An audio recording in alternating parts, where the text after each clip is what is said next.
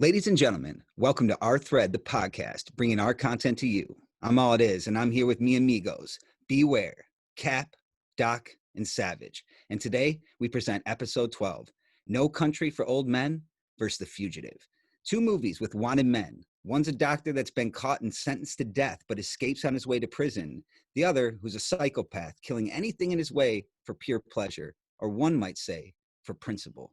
Last week, Savage successfully replaced Swingers with The Fugitive, using his mulligan so we could have a Tommy Lee Jones battle.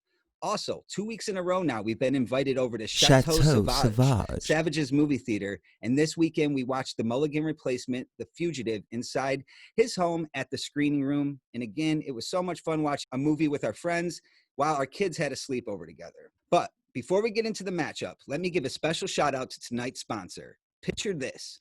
The app Picture This identifies 1 million plants every day with 90% accuracy, better than most human experts.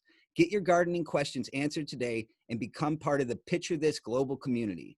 Beware and I were walking around Savage's garden this weekend using the app, and it never failed to identify any plant we scanned. So go download Picture This today, available on iPhone and Android. It's almost battle bracket time, but right after we hear that intro music by Beware. Go. Good morning. Morning. Oh, and in case I don't see you, good afternoon, good evening, and good night. Well, it's very, homey. What? Are you kidding? We got us a family here. I hope you realize how you hurt my feelings. I'm afraid to just too darn loud. Next place. Just take it easy, man. I'm perfectly confident. Yeah, waving the fucking gun around?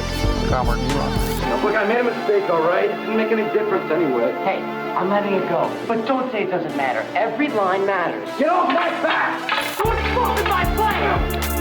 And like that, he's gone. Ladies and gentlemen, welcome to Our Thread podcast, bringing our content to you, featuring All It Is. It's official, old buddy. Who has been. Beware. From then on, he was known as Benny the Jet Rodriguez. The Doc. You're the doc, Doc. The Cap. If you already know the answers to your questions, then why ask? Big fuck! And myself, Savage. I'm 6'5", 220, and there's two of me. Homework's in. Let's begin. So, The Fugitive is the only movie on our 64 bracket list that I've never seen before. And no doubt, it's a great movie. So, folks, let's start the discussion. And I'm going to go to Cap so he can give us a synopsis of The Fugitive. Let's go. Fugitive, great 90s movie. Almost I would say a classic 90s movie in every sense. The way that I think about this movie when I see it now is that it was made for a very large audience. It's got some sort of cheesiness to it, but like I feel like that kind of resonates with that 90s feel. This is a great movie about perseverance and intelligence, and I think that Harrison Ford might give, I would say, one of his best performances in this movie.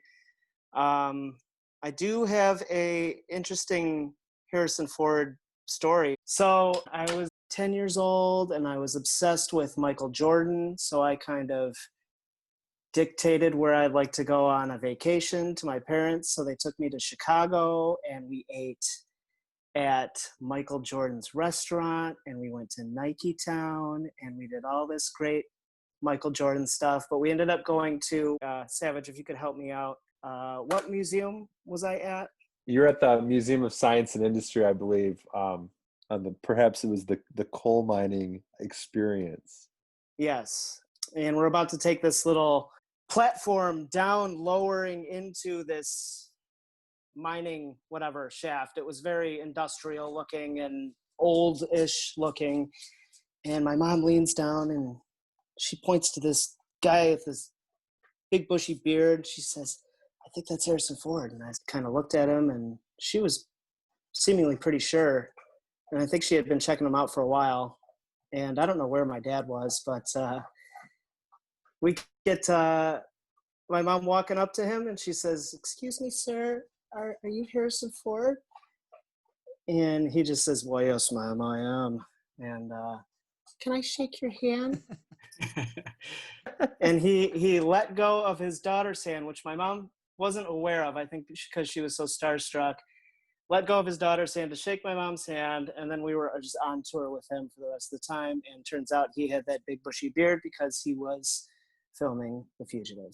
Those are one of those reasons that you might call Fugitive your favorite movie for a long time. That happens, you know. So you know, think? for a while I did think of it as like, I remember thinking like, that's the best action movie with a great plot that I've seen when I was that age. Love that story, man. I love when anybody brings a personal story to the thread. Definitely adds life to the story of the film. And I don't know, like it kind of, how old were you? Say you were 10 years old at the time? I could have been 7 through 10. Okay. I don't remember. Okay. Yeah, I was young. My mom had to bend over. Is that Harrison Ford? Now, in that moment when you saw like Harrison Ford and kind of put it together, who was he to you? Was he Indiana Jones? He was Han Solo. Han Solo? Oh, yeah. I was like enamored by the fact that like that was such a large, Indiana Jones, and I just knew he was like awesome, a huge 90s actor, and he had done all those movies, so it's cool. Awesome, man. Well, yeah, The Fugitive, so I did some facts on this, that I remembered that this was based on a previous television series made in the 60s, and confirmed that. There was also, and it was a television series that ran from 1963 to 1967, pretty identical storyline, same characters. Only thing that was different about it was that the wife was killed on a botched like burglary, whereas this was a hit attempt on Dr. Kimball. And there was actually rumors surrounding that the original series was based on the true story of a doctor in Ohio that was accused of killing his wife, although the writer for the TV series denied that it was based on that. But so it was this, you know, like we're comparing this against No Country for Old Men, which is also a story, obviously directed by the Coen brothers, but was based on a novel written by Cormac McCarthy. And so, you know, we see that a lot of the films, and we've kind of discussed this, I think, on a previous episode, that a lot of some of our favorite stories, some of our favorite films are based on previous novels or stories or TV series kind of brought to the next level. Yeah, it was great watching another movie for the podcast with you guys. It took us probably about 3 hours, maybe 3.5 hours to get to The Fugitive, due to a few different stops. I know at one point our Cap inadvertently locked himself in our bathroom, so we had to rescue him for that. He did say guys, he did accuse the one-armed man of locking him in there, so we had to kind of set the record straight. It wasn't me. It was the one-armed man. Which is also a line from Ace Ventura, by the way. I was actually, that's funny you said that. I was just looking that up because Ace Ventura was shot in 93 and premiered in 94. So I think he's actually referencing probably the series, not the movie. Which is crazy and really obscure. Yeah. Unless they thought that they knew that they were maybe making the movie. But either way, yeah, it's funny that it was used in that. There was a reference to it. I love both these movies. Obviously, when I was a kid, I loved The Fugitive. I thought it was a great movie. It was on HBO all the time. It was one of those movies it was kind of like how Shawshank or The Wolf of Wall Street is today, where it's seemingly always on a channel and you watch it. That's how it was when I was 10. No Country for Old Men. When that movie came out, it was an event. I remember seeing that with some folks in the thread here. Great movie.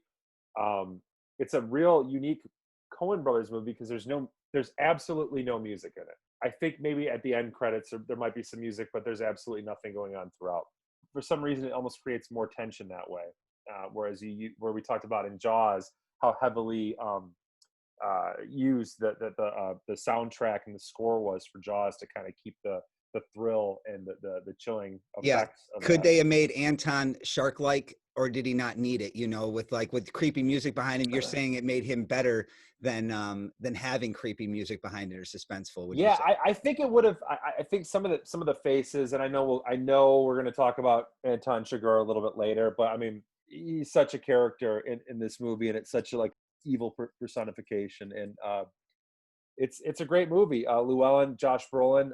My little personal anecdote is I'm actually related to Josh Brolin by by marriage, and actually the cousin that's divorced. Unreal. Yep. Josh Brolin and James Saved Brolin. it for the pod, folks. Yep. I didn't tell you guys about that beforehand. I actually had forgotten about it until about 10 minutes ago. So very loosely related. Anywho, that's my little anecdote for that movie. I love both these movies. I'm excited to talk about them. Well, the Crickets and I both really love the movies, and but I feel that both movies are quite different. Everybody's covered the basis. No Country for Old Men is a thinking man's movie, and it's slow paced. Where The Fugitive is a in-your-face, high-budget 90s action thriller starring freaking Harrison Ford, peak Harrison Ford, in between like Air Force One, Last Crusade, Patriot Games, like in between like the quintessential era, as Cap was, referring to when he was talking about how did you look at Harrison Ford? Of course he was Han Solo, but he was also Indiana Jones, kind of coming right off of that for the most part.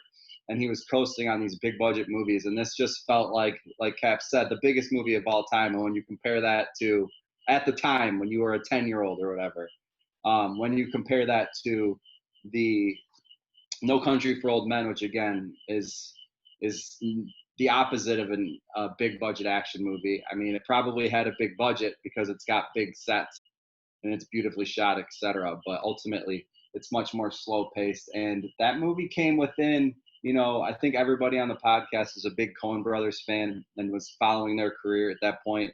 That movie came at a point when they were off of a few like duds. They were off Intolerable Cruelty with Catherine Zeta-Jones and George Clooney, which is forgettable, basically. Lady Killers? Then they went into Lady Killers. And then, those were both like complete letdowns with big stars attached to them. So you thought like, what are they doing? Are they getting big budgets and kind of blowing it? And then they brought in Tommy Lee Jones and Woody Harrelson for this one, and it became their most successful and popular movie ever. And I think it's a kind of a culmination of a lot of the movies that they've done in the past. It's like got the simplistic thriller of like Blood Simple mixed with the kind of scenic, dry humor, gore of Fargo, and all the kind of details that come with any good Coen Brothers movie. And this is definitely that. And we'll leave it there. Yeah, with The Fugitive, I hadn't seen this movie. It's the only movie on the list I hadn't seen, which I was surprised. Last week, I think I said I haven't seen it in 10 years. Fair, because I thought once you see a movie from the beginning, you're like, oh, I remember this. But clearly, as the scenes started rolling in, I didn't know. So I was the only one out of the loop trying to guess the mystery.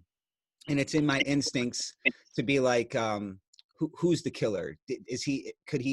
Could we be thinking he's not the killer and Harrison Ford, Dr. Kimball could be the killer? I kept on thinking that. My first clue that wasn't the case is when you see somebody, wrestling with his wife, he seems to have curlier hair and doesn't seem to look like Harrison Ford. So that's probably your first clue pretty early that Harrison Ford is actually fighting for his innocence.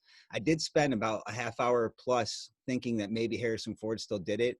I don't know if when you watch it for the first time, if that happens to everybody, or if that's just, I'm more inclined to, through mystery, to kind of think that. I did like the mystery itself. Harrison Ford is pretty much like a solid actor. One of the greatest, sure, but he is so solid. He just hits where he needs to. What I really liked about the movie, there was great chopper sky shots, which were, we'd call them drone shots these days, but this was clearly filmed from a chopper, and they're very, very neat and good. And it is Chicago, one of our biggest cities. So you see the city very well. And I liked how they depicted Chicago. There is some CGI scenes in there that had to have been pretty darn good for the time. And you watch it, you might see a little bit of corniness here and there. But I think we actually have CGI to talk about in both movies. But right now I'm going to actually pass it to the doc, because I'm curious about, when I said to the doc, I was like, this movie had to be super expensive to make. Maybe even more expensive than No Country for Old Men, because it's filled with stuff. And it's very expensive, big budgets. So we'll go to Doc for some facts. At the viewing over the weekend, all it is, put in another research request, and that was to pull budgets. So Budget for The Fugitive, remember this is 1992, 1993 being shot, released, was $44 million, grossing over $370 million, which is actually huge. And No Country for Old Men was only $25 million, so less than half of that. And again, No Country for Old Men is over 20 years later, and is half of what the budget was 20 years earlier. So again, $44 million for The Fugitive, $25 million for No Country for Old Men. One of the reasons that The Fugitive grossed so much is that this was the first movie shown in China, American movie shown in China in over 40 years. And the Chinese flipped. Yeah. Amazing. And because they were used very, to very interesting. Budget. Yeah. Wow. So this action-based movie probably really resulted in kind of driving up these kind of gross numbers. That said, we talked about some of the scenes. We talked about like what was that budget spent on. A large amount of what the budget was spent on was that train scene. I know we haven't gotten to trains yet, but they spent $1.5 million just on that set to shoot that scene. And we talked about this. We kind of jokingly said, did they shoot this with like toy trains or like a model set? Interestingly, it was actually cheaper to buy real size locomotives and blow those up than it was to create the whole set as a miniature and do those. So that said, this was a one-shot deal. So like that whole scene was shot in one take. And interestingly, the leftover train locomotive and the bus that it runs into is actually still on. You can still go visit it. They just left it behind. It's in Dillsboro, North Carolina, in the Great Smoky Mountains.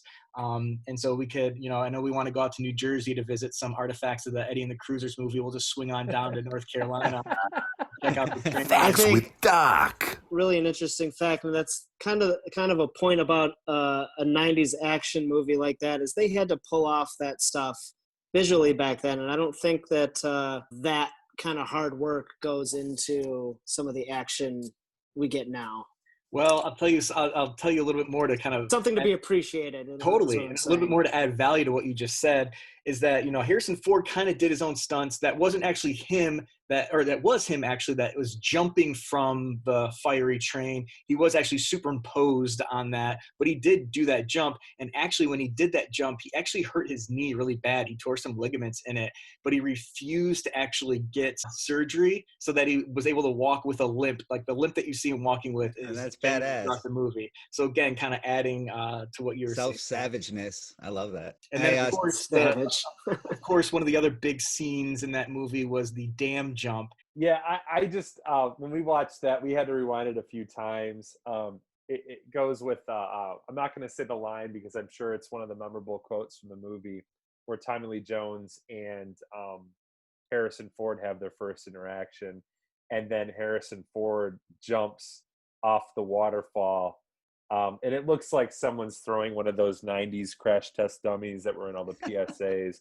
It looks like they're throwing it off of the waterfall, and he kind of inverts the shot ends right as the dummy or whatever they tossed over is like heading back into the waterfall. So he would have gotten like super damaged from that, more than just some torn ligaments in the leg. It was pretty good. The other part I wanted to talk about for No Country for Old Men is the first time you see Josh Brolin's character, Llewellyn. He's shooting at antelope on the range. And it might be some of the worst CGI effects I've seen when the antelope runs or gets shot and then runs away. And the other antelope are all just the same antelope of various sizes running the same route almost. It almost seems like for a movie like that, the Coen brothers, it almost seems like it was purposefully bad. I'm sure I didn't notice it. When you said that to me, I didn't notice it myself. I also didn't notice that. But I know you're tuned into that. It didn't look good. I'm going to disagree because I thought it looked great. I think what I noticed is that I think we might have just created a new category in the movies that we watch. I love CGI. that. I love that. Technical difficulties with Sav. Yeah, I love that. I That's love great. it. I'm Hey, all in on consider that. it done. Well, let's go back to the waterfall really quick, folks, because we also could have rewindables, like where you have to rewind the scene. I like that Hey, too. folks, when we watched it at the screening room at Savage's movie theater, we rewound it and took an intermission. And then that's, ladies and gentlemen, where Cap went to the bathroom really quick. And folks, I actually recorded that. I wanted to have a little live recording at the screening room. So I did about 2 minutes of recording just to give our halfway Fugitive synopsis of or feelings through watching the movie. So we're going to go to that now for a live clip of us pausing and rewinding the waterfall jump scene, and then Cap unfortunately getting locked in the bathroom, almost murdered by the one-armed man. Ladies and gentlemen, we're here live at Chateau Sauvage's. Chateau Sauvage. That's why I need my clips. But we are live watching The Fugitive, and this is the first movie, now I'm admitting, I've never seen. I thought I'd seen it before. I've never seen it before. It came out in 1993. Obviously, we have a movie that is great in front of us. But right now, what we have in front of us at the 38-minute mark is Harrison Ford with his hands up, kneeling in a sewer drainage tunnel that leads to the biggest waterfall I've ever seen. And I've seen Niagara, folks. And what's about to happen next, we're taking an intermission because Cap needed to take a little pee-pee. He needed a pee-pee break 38 minutes in. But hey, key point of the movie. But this isn't the theaters, folks. Usually you have that timed out more. But as he comes back, and he's locked behind the child gate right now, folks. He can't get out. He doesn't have children. He does have a pit bull, but he has 2 pit bulls now, counting memorabilia. Here comes Cap, folks. We've trusted him with our lives behind the ship before, but not with baby gates. Anyways, not to hold you up, Harrison Ford, we just found out from Doc, does his own stunts in the movie, and I don't see how he pulled off jumping out of the sewage drain into this waterfall. What he looks like, what does he look like? A little. Ladies and gentlemen, I'm going to get Cap out of the baby gate. No. I'm locked in the bathroom. Can you say that one more time? I'm locked in the... I cannot get out. Savage can confirm that Cap is locked in the bathroom. Cap, after being locked in the bathroom, what are your thoughts on The Fugitive and Harrison Ford doing his own stunts? There's bacon grease all over the floor, too. You don't have to say anything. See you tomorrow, folks. Sorry, Mike. I got locked in the bathroom the most precious way, though. It was really funny. You could have broke yourself out if you would have threw heavy shoulder into it, but there was 6 kids sleeping upstairs, so that wouldn't have been I good. don't think I had a way out, even with heavy shoulder. I don't think he had a way out. He was No. wedged in there by the baby gate. Wait till kids figure that out. The twins are going to lock each other in there. Yeah, for sure. Or the dad might. Well, we're talking about a lot of good stuff about both movies. Let's get into some scenes. I want to talk about No Country for Old Men, even though that was one of the scenes I wanted to give a nod to in The Fugitive, because sure, it might have been a little corny. It's also awesome. It's also like pretty dope. The waterfalls look pretty sweet. It's sweet. It's a great part of the movie. You're like, dude, this guy's going hard. So I got to give a nod to The Fugitive and the scene we just discussed. But No Country for Old Men, my favorite scene, I'm going right into it, is the first 10 minutes of the movie. And last week for Pulp Fiction, I said Pulp Fiction, I think is that's my favorite scene in Pulp Fiction is the beginning, but also I think it's my favorite beginning to a movie ever. Now I have a challenge. Do I like the beginning of No Country for Old Men more than Pulp Fiction? Probably not. But I do think when Anton stands up and kills that cop, you could give that man an Oscar right there. Right there. Say, close the movie, give him an Oscar. The Academy, send him off with his roses. It is so vicious and savage because it is so realistic. And then he locks into that character for the rest of the movie, and he never misses a beat. That first 5 minutes really is the movie in a microcosm kind of in terms of what you can expect. It's very deadpan at first with Tommy Lee Jones giving the intro, talking over the scenery, and then it goes right into Anton brutally murdering 2 people in a way that just leaves you just uncomfortable. and it's like, all right, this is the juxtaposition is crazy, and it really leaves you kind of, uneasy in general. And I completely agree with you. It's a great scene and a great intro. If I can add a little bit onto that too, and I'll pass it on to somebody who wants to actually talk about their next scene after this, is that first scene, I echo everything that you guys are saying. And the lasting image of that scene to me is when he is, look on his face when he's, choking out the cop, but all the black shoe polish marks from the scuffs on the floor. God. He won there, man. That's where he won. He won. So he good. played the best psychopath maybe ever in a movie. Hey, so actually, I do have a quick fact then, because that's crazy that you just said that. So in 2018, Business Insider magazine, they hired a group of psychiatrists to review 400 some movies, and they identified 128 psychopathic killers, and they chose Anton Chigurh as the most clinically accurate portrayal of a psychopath in any movie. Okay, if they took the same award, or they took the same, they tried to figure out the same thing for the best depicted psychopath in a book, I don't care that this used to be a novel before. This movie is greater than that because it has so much visual give to it, and you couldn't get that from a book. People, you say, oh, you like the movie, you'll love the book even more. I cannot imagine it. I'll go ahead and try to read the book, and I would be so biased, but it's incredible. Could you have the best psychopath ever depicted? You just gave yourself double homework for next week. I know. I like to read a little bit. 2 movies in a book. I feel quite frazzled. It blows me away, man. And that's the Coen brothers being the greatest that they are. They are able to take something that, is from a novel and make it so fucking perfect and beautiful. And I really they're the best, man. Savage? Yeah, one of my favorite scenes also from the same movie. So Llewellyn goes to the second hotel, and it's located in like a downtown kind of area. And he finds the transponder in the cache. And if you listen really closely, which I didn't know this before, and I had to turn it up because he looks up at one point, you can actually hear a gunshot when he's sitting in his hotel room. And it's the front desk guy who we find out later in the same scene being shot. It's super faint, but you can hear that. So Llewellyn's camped out on his bed with his sawed-off pointing to the door.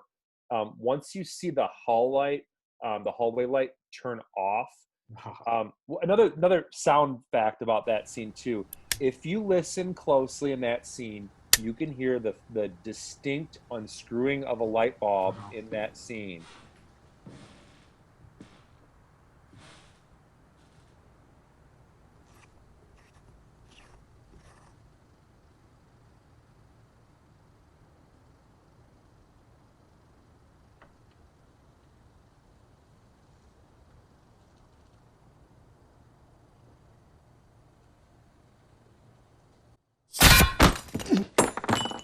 And then all of a sudden it zooms in on the lock of the hotel room door, which is an old key lock, and you see him use the it's called a captive bolt pistol. It's used in animal cattle rod.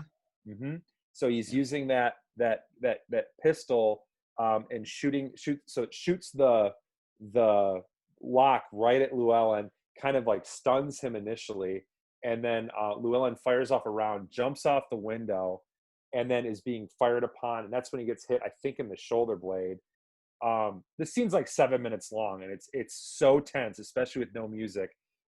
Goes back in, sees the front desk guy with a pool of blood, and there's a cat there. And then he goes out and commandeers a truck, which leads to one of the best like jump scenes in the movie. He gets into the truck. Don't worry, I ain't gonna hurt you. Need you to drive me on out of here.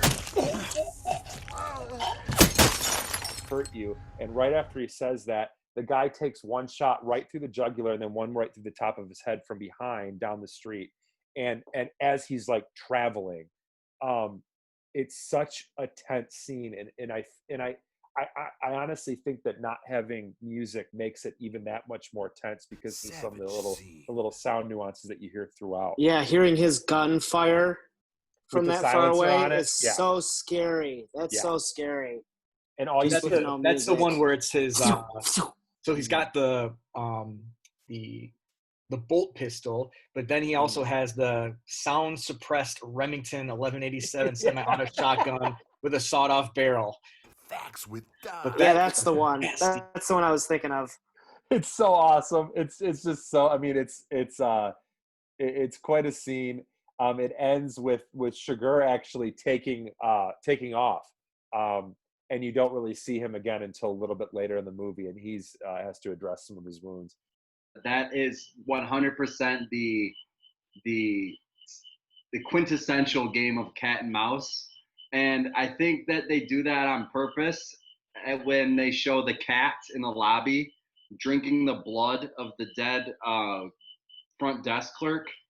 I think that's like a blatant nod at that kind of game of cat and mouse, because Anton is the cat drinking the blood. Anyway, there's a million great scenes in No Country for Old Men.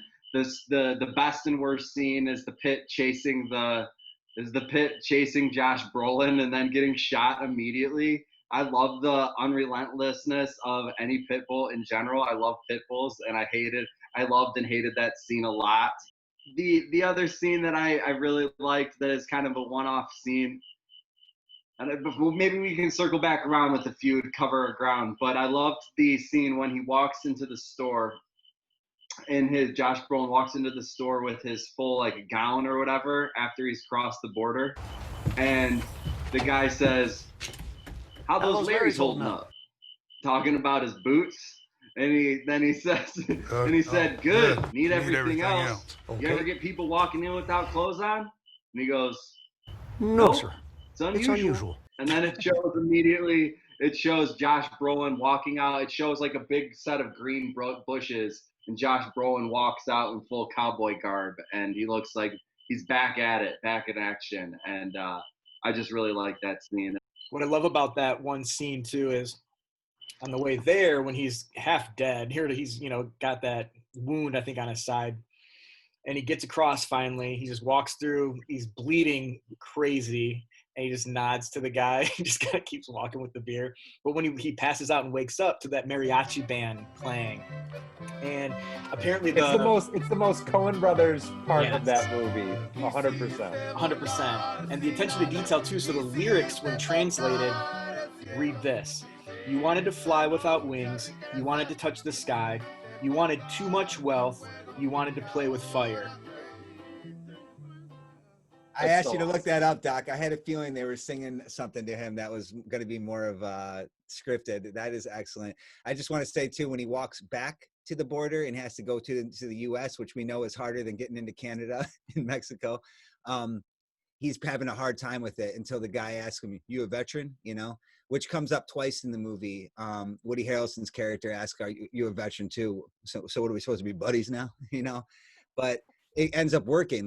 Get this man across, and I love that. When you've got Javier Bardem walking into the convenience store, and he's kind of having this dialogue with this older man, and you get the coin flipping scene with him. Maybe dub some of that in. How much? But this scene and the gas is super tense because it's getting any rain up your way. I think it has less to do with the plot and more about himself and his behavior. What way would that be? I seen you was from Dallas. And how crazy he actually is. What business is it of yours, friendo? I would like to say that it kind of defines how he functions. You don't know what you're talking about, do you, sir? And it seems like somebody had mentioned maybe last week when we were pulling from the hat or somewhere in there that this movie is about fate. And I got to thinking about that, and I started to think that he is like this character that you don't really know too much about. And like Will was saying, he kind of reminds you of that.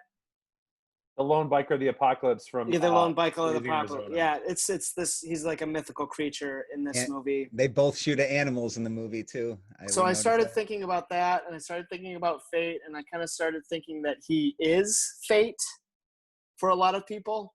He is their fate. He is their unfortunate fate, because he's meeting these people, and just upon meeting them, he doesn't even really necessarily seem to have any, like, he seems to maybe be annoyed by some of the sort of podunky stupidity of the people that he's meeting, but he doesn't really, I don't think he really feels one way or the other about these people. These are just people that are crossing his path, and sometimes by chance and sometimes by principle, he decides whether or not he's gonna kill them, and this guy ended up being lucky. But I just thought that whole scene sort of represented how it's sort of an explanation of how he functions mentally. And I just thought that was like my original favorite scene was the scene that Savage pointed out in such great detail. I don't think it could have done it that much justice. So The Fugitive, I guess I would think that the scene, I don't know, it's hard to say. It's kind of like that train scene leads into, it's like the whole first 45 minutes of the movie is him like initially getting away from the authorities, and that whole sort of action sequence, you see how Harrison Ford is a problem solver, and he is so intelligent and just like great in the moment, but also like this upstanding citizen. He's a doctor. He saves this guy's life, or at least makes it like quicker. The guy that he saved initially, and then he sees at the hospital and puts the mask over his face and says, like, tell him he's got a whatever ruptured wound. Something. Yeah, something. How do you know that? Just by looking at him. Yeah, exactly. So of that, I really like the scene where he goes into the patient's room and he hides from the nurse and he puts on the doctor's clothing and he shaves his beard and he eats a breakfast sandwich from the guy that's incapacitated, and sort of gets himself clean, cleans up his wound, cleans his shot.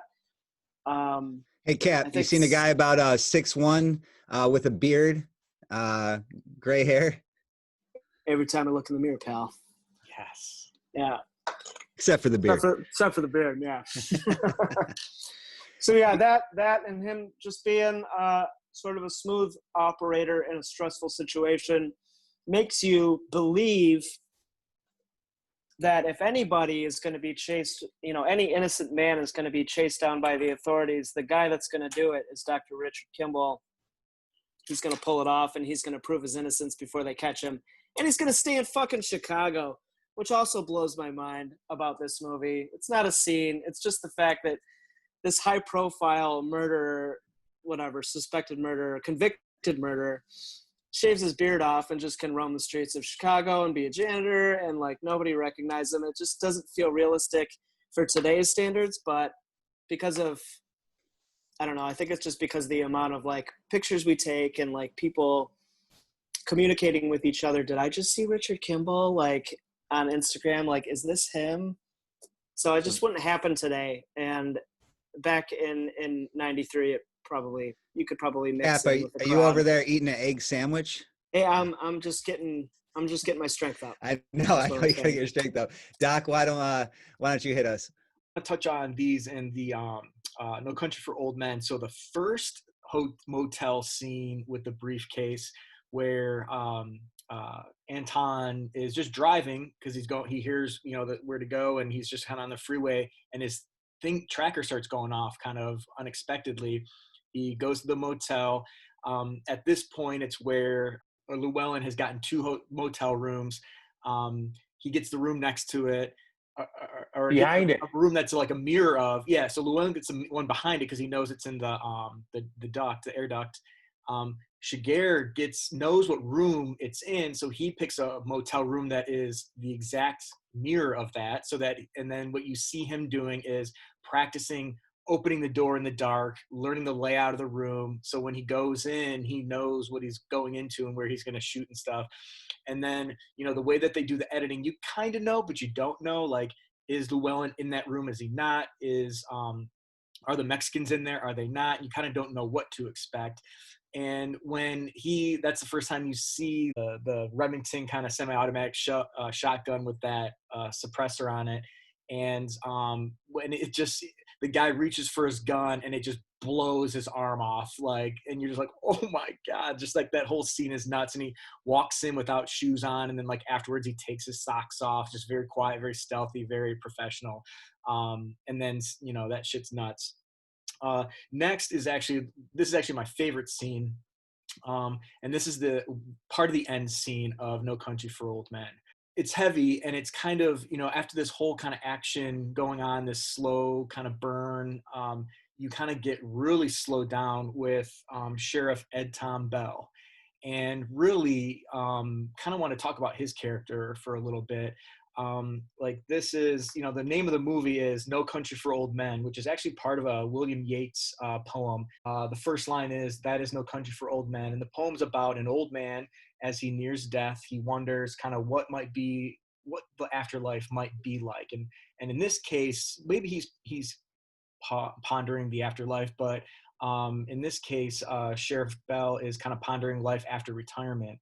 And he is kind of the sheriff that he's kind of set a high standard for himself. He kind of tells this story that he was, you know, let his men, you know, die in, I think, World War II. And so he's kind of come back home and he's kind of set this high standard for himself to try to make up for that. And he's living this, like, his dad, he was a, you know, sheriff or, you know, a lawman, and has kind of entrusted him to kind of pass that responsibility down. And so he kind of carries that around with him and has this high expectation for himself and for protecting everybody, and almost to the detriment of the county that he's a sheriff for, because he's old and he's tired and he's kind of not, you know, hasn't really caught up. He's not able to catch up with the changing of times, and that starts to weigh on him, that all this is happening, and he can't control it, and he can't help the people that he's trying so hard to help, like Llewellyn and his wife. The scene that I really want to talk about, and this is after he's kind of retired. This is after he, you know, like, the scene opens with him just sitting at his, like, you know, dining table, drinking coffee, like, what am I going to do today? Maybe I'll go riding. And he just doesn't really know what to do with himself in retirement. And he says to his wife that he had two dreams. One is that he lost some money, you know, that his dad gave him. And, you know, he can kind of reflect on that. Like, maybe it's like his dad entrusted him with something and he, you know, wasn't able to protect it, you know, him not being able to protect and save and take care of everything that he wanted to, and feeling guilt for that. And then the second one is that his father, he's horseback riding, and his father goes on ahead of him, and he's carrying a cone of fire, and kind of, he knows that he's going to ride up ahead and set a fire, and that his dad will be there waiting for him, you know, do what he kind of set to achieve, that it's okay, and his dad still is there for him. And the meeting him up at the fire is kind of a safe place, and almost or probably an analogy in the afterlife too in this. And what I love most about him too are a lot of his one-liners, you know, his little sayings, if you will, is you know, I sure do but don't. You don't believe it. No, probably I don't. I don't know. I love all those kind of little phrases, or so some of those, I lived in the South for some time, and some of those I've heard before. So those aren't just made up for this movie. They're true to life kind of phrases of kind of old, slow, kind of Southern locale, I guess. And if I can go just transition to one last scene real quick, and it'll be a good quote, is back to Fugitive at the benefit. And he's kind of explaining how he figured it all out. And he says, I'm sorry, I'm in the middle of this speech. You almost got away with it, didn't you? I know all about it. I can prove it. You switched the samples, didn't you? You switched them. So you could make your Provasic. I love that. I'll shout out Dr. Richard Kimball. I mean, how are we not going to shout out Dr. Richard Kimball? I think Cap alluded to it earlier. It's quintessential Harrison Ford. I think that for this movie, he's going all out, for better or worse. During the movie, I was kind of, I think by the end of it, he's really going all out. By the beginning of it, he's maybe going a little too by the script. Because I remember saying in the movie that I could be more convincing of him than when he was getting questioned by the cops, and thinking that he was really just not doing a good job. And like when he's on the stand, actually, he's not really doing a good job, or he's in the courtroom. He's not really doing a good job. fucking shit. I totally disagree with that. I think that's one of the best He's scenes. not questioning anything. He's not questioning it really. He just lets He's it in kind of shock. He's in shock. I guess he's had Find days. this man. He's had days to process it, but it's neither here nor there, I guess. But the other thing I'll say about Harrison Ford, beyond that though, he does pan out. He does bring it all home and close out strong when the scene, the aforementioned scene at the end, the prophylactic or whatever it is. And I also wanted to throw prophylactic. I just wanted to throw a new category. Prophylactic. I wanted to throw a new category out there for this one actually too. Best male body. Harrison Ford is actually just completely jacked in this movie. Best dad bod for sure. Oh, yeah. And it's hairy, but it's ripped, and he's really bringing it when he's cleaning himself up in the mirror, and there's no doubt about that. Bottom line. I don't see what's wrong with the little hair. What's wrong with the little hair? There's nothing wrong with the little hair. There's nothing wrong with the little hair at all. The other thing from the other side of the coin here, I want to go to No Country for Old Men, and I want to shout out the mother-in-law, Mama, who is in the car complaining about having to move. 3 years ago, I said them very words, no and good. Here we are, 90-degree heat. I got the cancer. And look at this, not even my home to go to. We're going to El Paso, Texas. You know how many people I know in El Paso, Texas? Oh, ma'am. No, in El Paso, she puts up 0. And that whole rant is so good. And then she ends up getting murdered. This many. Yeah, this many. And then she just ends up getting murdered, and it's just such a subtle scene because they just show her at her daughter at the graveyard, which is wild. And that there's just a million characters. And also a quick shout out to Woody Harrelson. I don't think anybody's going to shout him out because he's really not like above and beyond. And like, you kind of forget he's in the movie every single time he shows up because he has 5 lines tops, but he's just, he's kind of the man, shout out Woody. I was going to mention Woody Harrelson. I feel like he plays this guy who's, after Shiguro, just knows him from the past and knows him well. And, when he comes up from behind him, he knows it's him before he turns around, that scene. And then they said, why don't we, let's go to your room. And he takes him in there. And, man, does he really convey being scared? I guess I'll also shout out to Shiguro himself. He's probably the strongest performance in either movie. It was the first time I saw Javier Bardem in anything, so I had no idea what to expect, and he just was this character for the next 5 movies that I saw after that. It was such a powerful experience. I don't think he's quite had that opportunity as an actor again. But like I said, a grim fate roaming the earth, and to pull that off and to make it scarier than you can really imagine. I think that, his outfit, his height, his crazy hairdo all adds to it, but man, his face is unquestionably pretty frightening. His presence on the screen is definitely felt and remembered, and yeah, it's so real, and he's so preying on the weak, and he is he is the strong, so it's too powerful not to be my favorite character.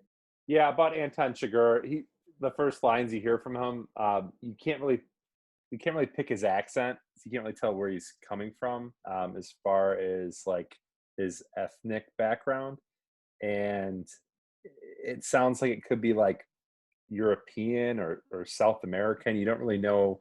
So I kind of like how there's that ambiguity, I guess, about his character, because he does kind of come off as like a subhuman or like a demon or like a figment. So I really like the fact that, so he's my favorite character. I love his haircut. I love some of the faces. I love his dialogue, probably more than anybody's dialogue in the movie. And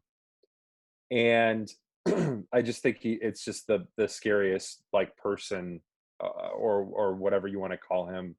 He's so matter of fact and to the point with everything, and like and in the moment. I also wanted to kind of talk real quick about Llewellyn's wife. When we were talking about accents a little bit, Carla Jean Moss, the actress that plays her name is Kelly MacDonald. She's got a very thick Scottish accent in real life. Like she's a Scottish actress. I don't know where she really comes from. She looks very, very familiar. Boardwalk Empire, she plays that Irish immigrant. That's what it was. Okay, yeah, I read that somewhere. I'm not very well versed on that. She became Nookie's wife or whatever. Okay. Yeah. Okay. Mm-hmm. Everybody's mentioned pretty much every character that needs to be mentioned, so I don't need to echo anything anybody's saying. Everybody got their nod, so why don't we just go into Llewellyn's character being a fabulous character and super, super solid. And I love how when he goes to sleep and he can't sleep, that's when he becomes conscious of like what he should do right and how he is trying to do right. He's trying to do good by himself. He's also responsible for a bunch of quotables. If I don't come back, tell my mother I love her. Llewellyn, your mother's dead.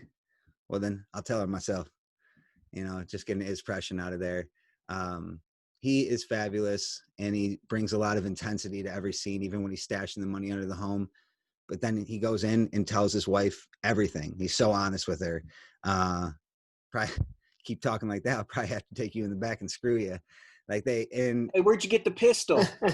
From the getting place. And every conversation they have, whether it's on a payphone or he's in trouble, and even when she doesn't snitch on him, she trusts Sheriff Bell to make the right decision, and it was the good decision.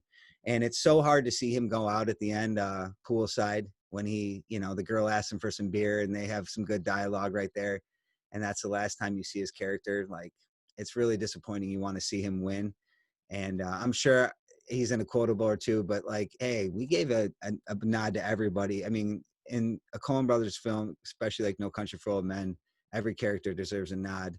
Exactly right about Coen Brothers having all the characters really, really come to bat. And I think that's part of what makes No Country for Old Men good too, is it's not just the lead characters, it's every single bit role in this movie is so excellent. You know, we talked about a few of the people that within the characters, but like when the border patrol officer says, "Are you jacking me? Don't jack with me." And he's just got this lingo that's so unique. Or when the lady at the clerk at the final hotel, the one with the ducks, the one where she says specifically, "You tell me the option." And he says, "Option?" And she says, "Yeah, the room associated with the number." And he says, "Well, it doesn't matter the size of the bed. I'm by myself." And she just looks at him and goes, "Huh," and shrugs her shoulders like, "I don't care. Pick your option." What about Anton with the girl with sass when he walks in trying to find yes, sir. Where the one guy works, and that's the one girl that don't get the coin flips. He ain't fucking with that girl. Did you go up to his trailer? Yes, I did. Well, I'd say he's at work. Do you want to leave a message? Where does he work? I can't say. Like, not sassy even. She's straightforward, and she kind of scares him away a little bit. We can't give out no information. Yeah. Yeah. He says it 3 times. Thank you. Where does he work? Where does he work? Hey, keep on going with the quotables, guys. So it's just when Wendell, who's actually a really, really funny character, he's interacting with Tommy Lee Jones. Ed Tom Bell says, "Are you telling me he shot this boy in the head and then went digging around there with a pocket knife?" And then Wendell says, "Sir, I don't want to picture that." Not far after that, you have Savage, the laughing scene, and I'm going to pull that up. Hey, all it is, while you're pulling that one up, I got another Wendell scene that I wanted to rattle off. And I think this is such a great scene because it kind of sets the stage of Tommy Lee Jones' character and the sheriff and the deputy standing together, and their dynamic. And they're just standing looking at that burning car. They're trying to figure out what it is. And Tommy Lee Jones just kind of gives them the lowdown about how he sees it and how it happened. And it is how it happened. And he goes, and Wendell says, "That's very linear, sir." And Tommy Lee Jones responds with, "Age will flatten a man, Wendell." And I just think that's so poignant, because it's like when you're younger, you're taller, you're more imaginative, and you can kind of see the landscape and all the different various angles, and you can kind of get caught up in all the different opportunities that it could fall into, And when you're older, you're flattened, because you're just you've seen it all. You know that a lot of those out of the box options just aren't even in play, and it's just linear, it's straightforward, it's flattened out. And I've never heard that put that way, and I just thought it's more about ruling things out than it is about what it could be. And shout out to Garrett Dillahunt. Is that correct? Yeah, that's man? Wendell. Yep. Yeah, he's really good, man. Doesn't have many lines, and that just goes back to our original point that Coen Brothers fill the space so good. But he laughs at a joke. He says, "Neighbors were alerted when a man ran from the premises wearing only a dog collar. You can't make up such a thing as that. I dare you to even try. But that's what it took, you notice. Get somebody's attention. Digging graves in the backyard didn't bring any." Oh, that's all right. I laugh myself sometimes. Ain't a whole lot else you can do. Ed Tom Bell talking to his wife. His wife goes, "Be careful. Always am. Don't get hurt." Never do. Don't hurt no one. I love you more and more every day. Going back to real quick with Wendell, that actor, you just said his name, I don't have it in front of me, but he actually auditioned for Llewellyn Moss 5 times. Like, he wanted that role. So glad he didn't get it. I got a couple quick quotes. One of them is going back to Anton, but I don't think we've said it. I think it was mentioned in comments, or we were joking, but friendo, when he's in that one really intense scene. I think Cap brought it up with the coin flip.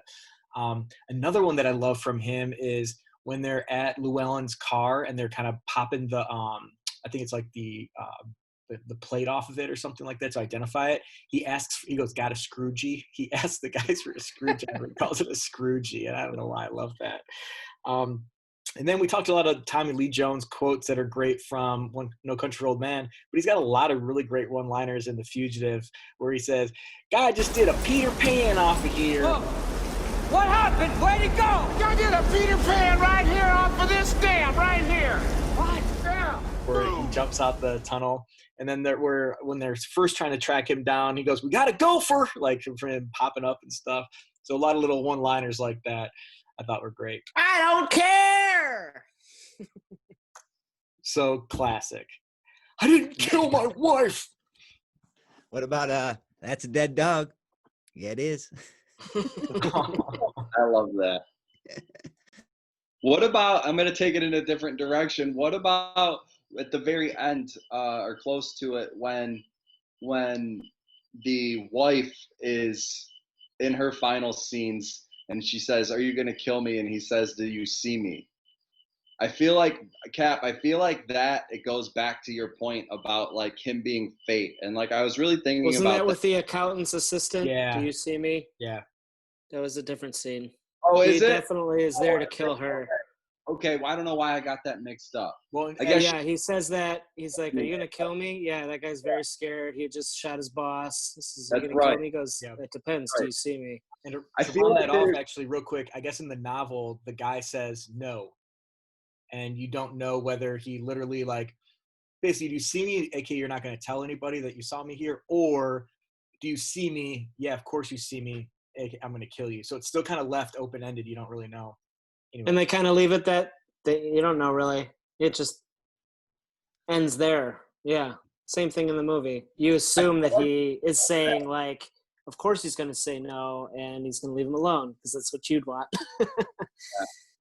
What I want out of each and every one of you is a hard target search of every gas station, residence, warehouse, farmhouse, hen house, outhouse, and doghouse in that area. Hey, Yeah, there you go. Sav is some competition for Cap. Cap's usually our Oh, yeah, impressionist. that was So good. I'm not going to have to dub that one in. If you Beware, if real you, quick, talk about that scene with Marley Jean real quick, though, because that is classic. What I was getting at more specifically, and I guess I got them mixed up because they're both kind of the very part of the fate consideration, and just I really thought about that too the whole time throughout the movie, and I felt like exactly like Cap said, I felt like he was literally fate, and he was just a big walking metaphor. And when he said, "Well, do you see me?" It felt like they were almost kind of, it was a tell. Like, does anybody make it? Do you actually see him leave anybody where they don't die? Like, even the clerk where he's flipping the coin, like I don't even know if you see what actually happens. Like, you don't see him walk out of the store. And like, I was really thinking about that. Like, It does always seem also, I'm kind of realizing this now, is that he only meets up with people one-on-one. I mean, there's never anybody else in the scene with him, really. and to that point exactly, all it is was suggesting, well, the one girl didn't, she kind of beat him at his game because she was so authoritative or whatever. She actually, part of the reason that he laughed was because he heard somebody in the bathroom. He hears a creak in the bathroom and then he dips. And I feel like there's something to that. And I really do feel like he is fate, and he may be more than like an actual character, because even Tommy Lee Jones' character, he doesn't actually see him in that one scene in the bedroom, Yeah. Hey, so maybe he's Satan, man, because Anton is the name of the founder of the Church of Satan. And hey, if Satan's out there, there's a God, and if a God's out there, he's going to send some miracles out there to stop Satan in the world, and it could be very religious, as it is. There's in a God. It's Tommy Lee Jones. Hey, Doc, you got any scientific facts for me to kind of prove my God theory? Or unprove it? Well, I don't, Disprove but not to prove that, but I do want to bring it back to, we're talking about quotes, and we're talking about Anton, and we're talking about, is he fate? Is he what? There was a kind of a revealing scene with Carson Wells. He says, you might even say he has principles, and he does. Like, he's got rules that he kind of follows, Anton Chigurh, that is. And so you do see he has some sort of metric for who gets killed, who doesn't, and when things are kind of a toss-up where he can't decide whether what you've done just now is grounds for me killing you, he puts it to a coin toss. Like, even like with the scene with Llewellyn's wife, he's got the money, people are dead, like, he has no reason to really go back. She has never seen him, she doesn't know who he is. You got no cause to hurt me. No. But I gave my word. You gave your word? To your husband. That don't make sense. You gave your word to my husband to kill me? Your husband had the opportunity to save you. Instead, he used you to try to save himself. It's like, he made a promise to Llewellyn that I think that he was going to go and kill his wife or something like that to kind of finish it off, but he didn't have to, but he does it, but he still kind of puts it up to chance. And I think I was reading, like, that's why he also is like, when he does get hit by a car, and when these things happen, he just rolls with it, because he recognizes, like, oh, I just killed her. I didn't need to, but now I've got instant karma basically coming, and I'm just going to accept that and roll with it. But so it's like, although like he's literal too. He wants you to be literal. He gets frustrated when you don't understand a literal question. Very much so. Yeah, for sure. Another jump scene too. I mean, like, maybe the most obvious jump scene out of both these movies is the car accident with Anton Chigurh at the very end. Yeah, man. Of No Country. Comes out of nowhere. That comes out of nowhere. The kids that meet him, they're great actors too, man. They don't miss. Kid actors. Well, shoot, mister, you can have my shirt. I love the jump scene. We got to keep bringing that up. I want to really quick drop like one of the best ideas ever on you guys that I don't think nobody has brought up yet. Maybe they have. You'd have to fact check me. What if they did a prequel series to No Country for Old Men, put it on FX, and we see what Anton was before this? All of our characters. We see what Llewellyn was before this, and we cast some different characters, and maybe the Coen brothers don't write and direct it. You know, they get on it and they sign off on it and they help maybe a little bit. But folks, if the Coen brothers ever did a series and it was the prequel to No Country for Old Men, that would be the best show ever. Would you guys agree? I'd watch that. I don't know how they would. I don't think they could get. I'd watch it. I don't know how good they could make it. It's almost 2 seasons. Give me 2 or 3 seasons. The mystique of his character is almost why it works. Would it ruin Maybe. No Country for Old Men? Fargo did not, right, Savage? Fargo. No. Those are different. Those are just the stories of that place. Those stories stand alone. Fargo's a universe. Yeah, I understand. But I think it wouldn't taint it. It wouldn't taint it, is what I wanted to say. Yeah, I think what you're getting at is all these characters there's so much more to explore, and it might even be that how they came to be is as interesting and how they ended up. And I think that would be worth exploring for sure. I think Anton just manifested as a grown man with that haircut out of thin air, and that's how he came to be. So it can't be told, or that would be a sci-fi thriller. If you had to bring a piece of memorabilia back from this film, what do you think you'd take? I think I have a safe item this week. I'm going to take Tommy Lee Jones's hat in The Fugitive, where he's the bum. Oh, God. Good one. It looks like a old school like pilot's hat that you see him, go pull up that picture. He's that you could pull that. I could pull that shit off. Pull up Roy Scheider's quote in the Jaws. Some bad hat, Harry. I'm gonna take Shigur's dark denim outfit and his haircut, and it's for Will for next Halloween, and I want him to pull that. I don't think I could pull that off. I'm not tall enough. But I think Jess would love that. I think Savage could pull it off, and I think if he stays in character and he has the tank too, the whole deal. Yeah, I don't think Mrs. Savage would enjoy that too. It'll be a guy's Halloween. I'll keep rolling with the Anton theme. I'll take coins played a large part in Anton's character. Obviously we have the infamous kind of coin flip. We also see him using dimes to unscrew, vents and stuff. At one point, you see him pull out a handful of coins, and one of the quarters is painted red.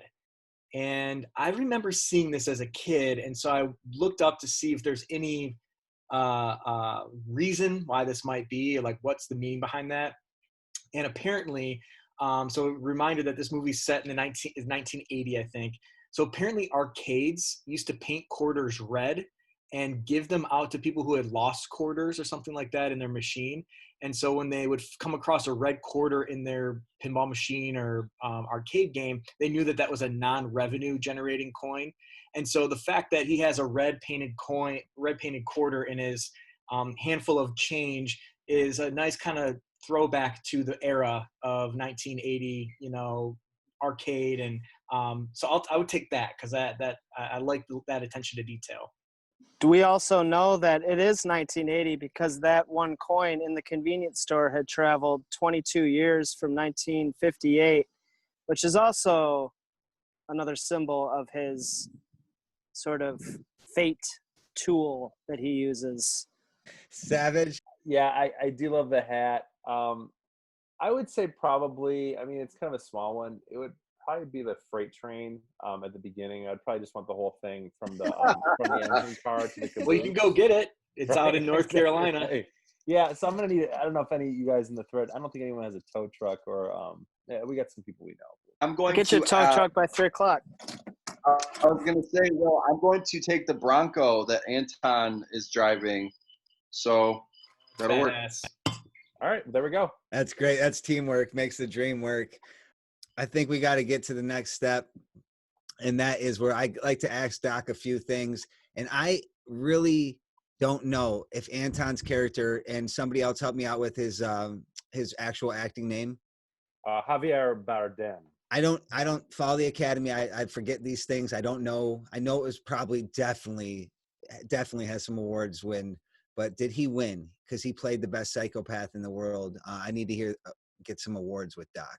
All right. Well, I'm going to leave you in suspense a little bit. So The Fugitive, 1993.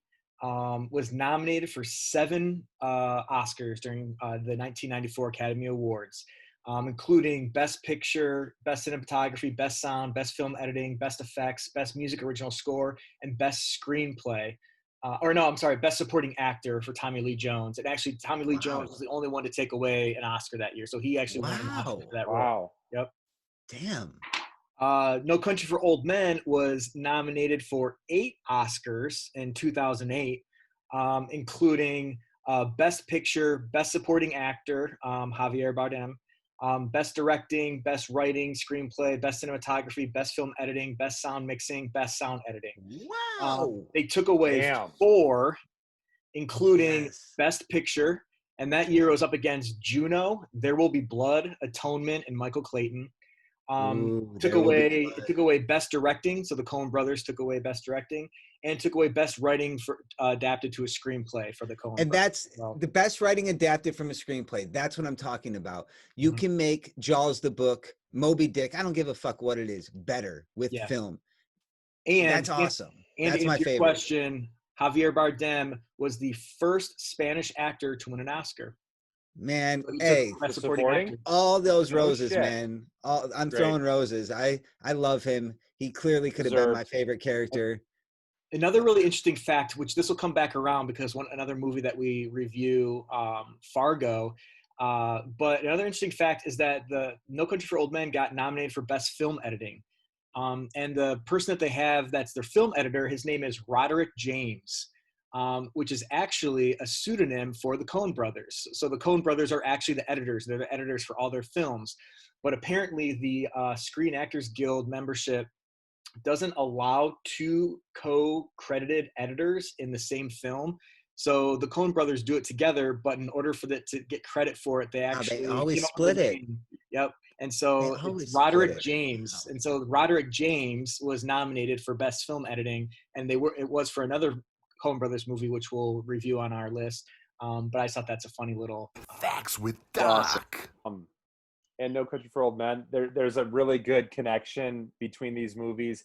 Aside from coming out, I think 3 months apart, they were shot in the same location during the same time frame in Marfa, Texas.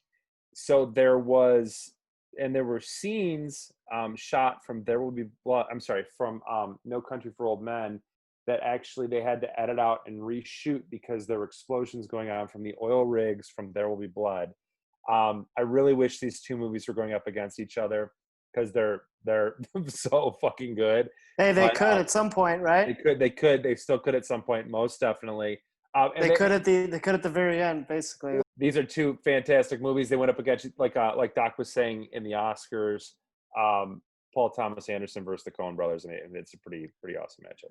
We wanted to kind of switch it so those movies could face each other, but we didn't have a sane rule for that. But if those 2 movies went against each other, we'd have different results than we would tonight. But Savage, I want you to be the first member to vote. We're going to the vote, folks. This is a masterpiece going against like a 90s great classic. So Savage, why don't you just tune in with your vote? Yeah, I think it's fairly obvious. I'm predicting a sweep as well. It's going to be No Country for Old Men. No Country for Old Men for me too. No explanation. Cap. Yeah, it's pretty undeniable. No Country for Old Men. Beware, what's your vote? No Country for Old Men for sure. The Fugitive is the over the top 90s movie. Everything about it is over the top. The intro credits where the font is so big and large that they need 2 slides for Tommy Lee Jones because they just couldn't dial down the font enough to accommodate. I love a good beware bashing. This is what I've been waiting for. It needed to be over the top, and it's just the ultimate juxtaposition to No Country for Old Men, which is not that at all yet. As just as much suspense, if not more, in a much more well done and meaningful manner. Easy vote for No Country for Old Men. I really appreciate the Tommy Lee Jones battle breakdown because I don't think Swingers would have stood a chance. We're not going to debate that. Doc, we have a movie moving forward that we all knew was going to be the case, but we really do appreciate the Tommy Lee Jones breakdown battle. I think that was for a lot of good reasons, and we got to see an actor progress and kind of get even better. Doc, what is your vote? The Fugitive? I'm gonna go hard for The Fugitive right now. Honestly, I want to try to, conjure up some compelling debate, but I can't. And you guys have already kind of said it. Like, this isn't. Well, that's honest, man. Hey, Anton would appreciate that. It's principle. It's principle.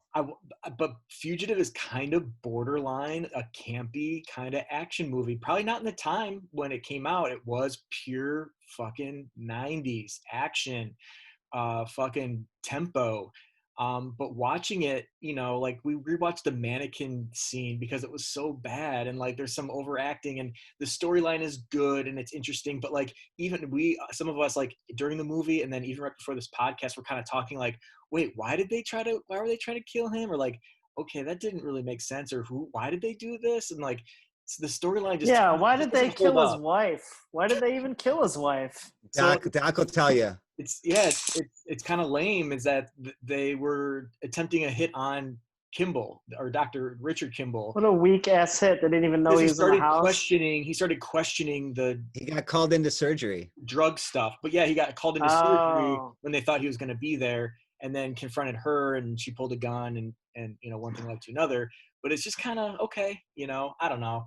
It thrives on its being on the run and kind of being able to make do and tracking down. But there's a lot of holes in that movie too. Like, he was an escaped convict. He forged, or not forged, but pretended to be somebody who he wasn't to gain access. Like, he broke a lot of laws. And even though he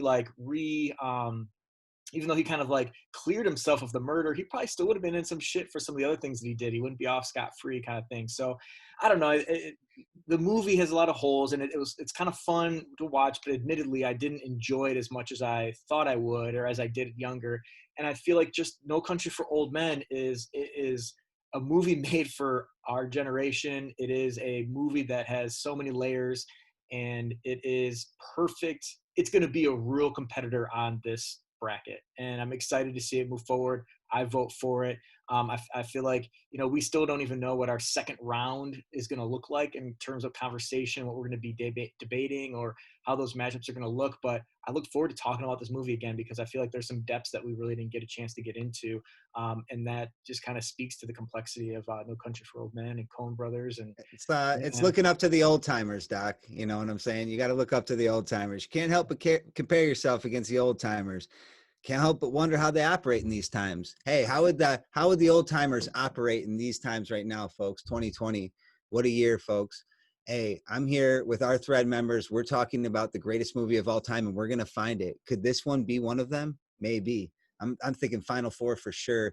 We have No Country for Old Men going to the next round, but what movie is it going to face? We don't know exactly yet. Or either City of God, okay, or Training Day. Thank you, Savage. And we don't have much mulligans left now, because Beware, myself, and Savage have all successfully used their mulligan. But ladies and gentlemen, it's the time of the night where I like to get really serious and say, hey, folks, we got to go to the hat to find out what homework is for next week. We did notice that Savage just posted our bracket a few places, and we've had a lot on the left side of the bracket, almost like we've only had one on the right side. Savage? Yeah, they've all been on all but one. The Old Boy versus Gladiator was the only one on the right-hand side of the bracket. Hey, folks, I'm not tricking with you out here. I'm shaking the hat right now. This hat is very precious to me. Let's go to that hat song that's also very precious to me as I shake the hat. It's a hat, it's a hat, it's a teddy, it's a hat. Let's go to the hat. Let's go to the hat. Let's go to the hat. Let's go to the. Take your hat off. Excuse me. Let's go to the hat. Let's go to the hat. Let's go to the. It's a hat, it's a hat, it's a hat. I'm shuffling. I'm raking. I love that you're back with the hat. It's so small this week, guys. I have a new movie. This is one of the smaller ones. It is so small. Oh, no! This is the moment I've been dreading. This is the moment I've been dreading our whole podcast. Uh-oh. We have the IMDb greatest movie of all time, The Shawshank Redemption, The Shawshank Redemption versus my favorite movie of all time. But I'm going to try not to be biased, folks. I'm going to try to be honest. And I don't expect maybe Big Lebowski to be the greatest movie of all time, but it is indeed my favorite movie of all time. So we have, oh my God, this is the hardest battle we've ever had. The Shawshank Redemption, the world's favorite movie. If you go look at a list, we're not anything new, but what we are new is we're random. We are trying to not be biased. We really are trying to make it a battle like a sports team like that, because I'm so March Madness, baby. 64 there teams. You go. Thank you. Because I want to find the greatest movie of all time. These are two of the greatest. And it's the most biased we'll ever be, because I know a lot of our thread members love The Big Lebowski. And somehow we have Coen Brothers 2 weeks in a row, just like we were doing Quentin Tarantino last week. Somebody else pick up here. I am just so lost. I was just going to say it makes perfect sense we have Coen Brothers back to back, because they make some of the best movies. And I think that's what the bracket brings, is we have to make the tough decisions. We have to put the uncomfortable battles in front of the people and let the kind of facts decide. So I look forward to the battle, and I'm interested to hear how the doc's going to frame it here as well. I think that we are lucky to be in a position to have all these awesome movies, to be able to make a tough decision. And I think these are two of my top 3 favorite movies. I can't even the top are all fluid. There's no hard 1 or 2 or 3. They're just kind of, I know they're up there. And one has more kind of sentimental, value than the others. One's probably, I don't know. I was gonna say one's more rewatchable than others, but I don't know. But I'm really excited to watch these through the lens of kind of this new, perspective that we're kind of shaping up of how to watch movies, and whether that new lens will change the way I think about some of these movies or will reinforce what I already think about these movies. I'm eager to experience, but I'm definitely dreading having to make a decision between the two, especially at this stage in the bracket. But what about the point being too that sometimes you have to see a movie more than 5 times, more than once, more than 10 times to appreciate it for everything? Totally. Is the greatest movie, is that allowed, where you can have that first impact, like Shawshank Redemption, Stephen King's best movie to book or book to movie ever? Savage, what do you think? Is that even is that a factor we should consider? I would think conservative estimates for these two movies, between the amount of times viewed cumulatively by the group of us 5, I think would be somewhere north of probably 400 viewings. Easily. I don't think there's even, I don't even know what the next closest matchup would be in our thread. Yeah. I don't see any 2 movies. I don't see any one movie more than either one of these, to be honest with you. That's a good point, yeah. So I think these are movies that we're all very well versed in. I'm a nihilist and I don't believe in anything. So, ladies and gentlemen, it's going to be tough. The homework is going to be awesome. Excellent. I definitely say go watch Shawshank Redemption first, and then maybe we should discuss doing something special for this matchup somehow. I don't know what. I'm just throwing that idea out there. Hey, it would turn into Hotel Sauvage instead of Cashew Sauvage, because